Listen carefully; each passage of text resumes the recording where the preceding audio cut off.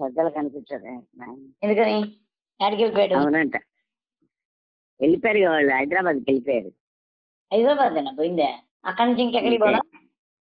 ఇంకెక్కడికి పోలా. ఏ అదే కనిపించలేదు అని దాని మీద బిక్కి పెద్ద కథ నమ్మండి వారుస్తాను. అవునులే. సజ్జల చేతుల్లో ఏమేమి ఉంటాయి ఇప్పుడు లెక్క ప్రకారం? సజ్జల చేతుల్లో ఏమేమి ఉంటాయి అసలు ఏంటి? సజ్జల చేతుల్లో ఏమి ఉండదు.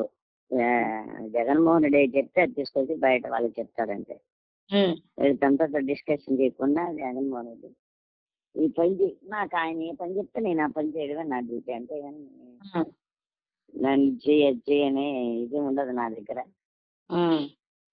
సార్ ఏది చెప్తే నేను అది చేయడమే.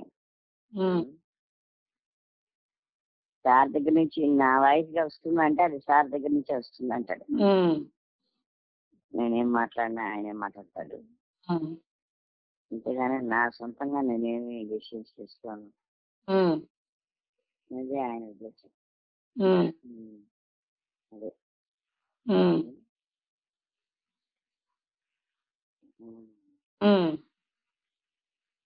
ఏంటి వీళ్ళ వెతుకులాట ఏంది? ఓ తర్జన భర్జన పడిపోయి కొట్టుకొని మింగలేక కక్కలేక సజ్జలెక్కడా అని ఆ కసి క్రోధం వాళ్ళ వెతుకులాట ఏంది, హడావుడేంది, ఎక్కడ ఈ సజ్జలని, ఎందుకు అంత హైరాణ?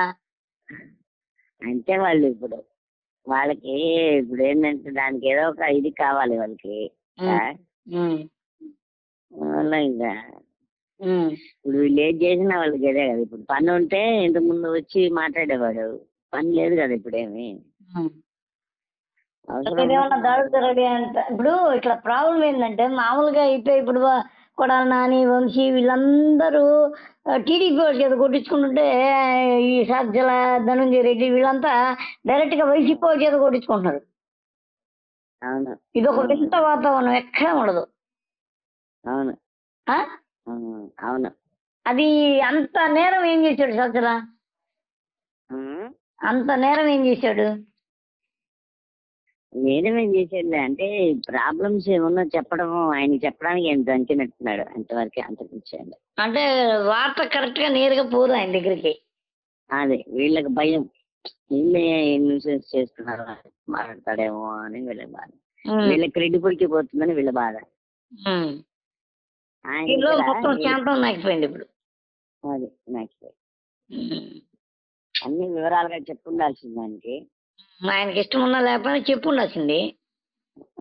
వీళ్ళేదో అక్కడ మేనేజ్ చేయడంతో మొత్తం సంకనాగిపోయింది. హేమచంద్రారెడ్డికి కూడా ఒక 200 కోట్ల రూపాయల ఇదేదో ఉందంట కదా స్కామ్. అవునా? అది కూడా బయటకు వచ్చిందా? అది కూడా బయటకు వచ్చింది నాయన, హేమచంద్రారెడ్డి స్కామ్ కూడా బయటకు వచ్చింది లాస్ట్. ఇంకా ఒక్కొక్క స్కామ్ వస్తుందిలే, ఇంకా ఒక్కొక్క స్కాములు వస్తాయి అబ్బా. అంతే స్కామ్. అయితే కొడాలని ప్రెస్ మీట్ పెట్టారు కదా వాళ్ళు. ఏమని? అందరు పెట్టారు, అది పెడతారు చూడండి. కొడాలని మాట్లాడారు. ఏమని పెట్టాడు చెప్పు, ఊరికే 2 పాయింట్లు చెప్పు. అంటే మా కార్యకర్తల్ని, మా మనుషుల్ని వాళ్ళు వెళ్ళకపోయి కొడుతున్నారు పోలీసులు, ప్రేక్షక పాత్ర వహిస్తున్నారు, చాలా దారుణమైన కష్టాలు పడుతున్నా తెలుగుదేశం అరాచకాలని, గుండాలని ఆపలేకున్నారు. పోలీస్ ఫెయిల్యూర్ అయిపోయింది ఈ విషయంలో. మాకు జగన్ గారు ఆదేశించారు, మేము పోయి వాళ్ళ రేపటి నుంచి ఎల్లుండి నుంచి వాళ్ళు వెళ్ళకపోయి మేము వాళ్ళని ఏదైతే దెబ్బలు తిన్నా వాళ్ళందరినీ ఓదార్స్తాము, వాళ్ళకి ధైర్యం చెప్పొస్తాము అని చెప్పాడు. నేను భయపడద్దని చెప్పి జగన్ సార్ చెప్పాడు. మనం ఇక్కడి నుంచి అలర్ట్ గా ఉండాలని చెప్పాడు.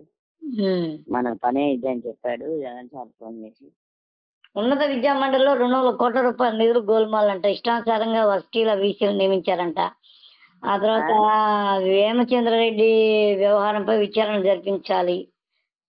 ఈ నిరుద్యోగుల ఫోరం సభ్యులు దీని మీద ఇది చేశారన్నమాట. ఆంధ్రప్రదేశ్ చంద్రబాబు ఫిర్యాదు చేశారంట, ఎస్సీ ఎస్టీ కేసు పెట్టమన్నారు. ఆయన గురించి వరసగా చాలా భారీ ఎత్తున రాసినారు. ఏపీఎన్ఎఫ్, ఆంధ్రప్రదేశ్ నిరుద్యోగ సంఘం ఫోరం ఏమేం చేశాడు అనేది ఇప్పుడు టాపిక్. ఇప్పుడు సజ్జల మీద కూడా ఇలాంటిది ఏమన్నా వస్తుందా మళ్ళీ?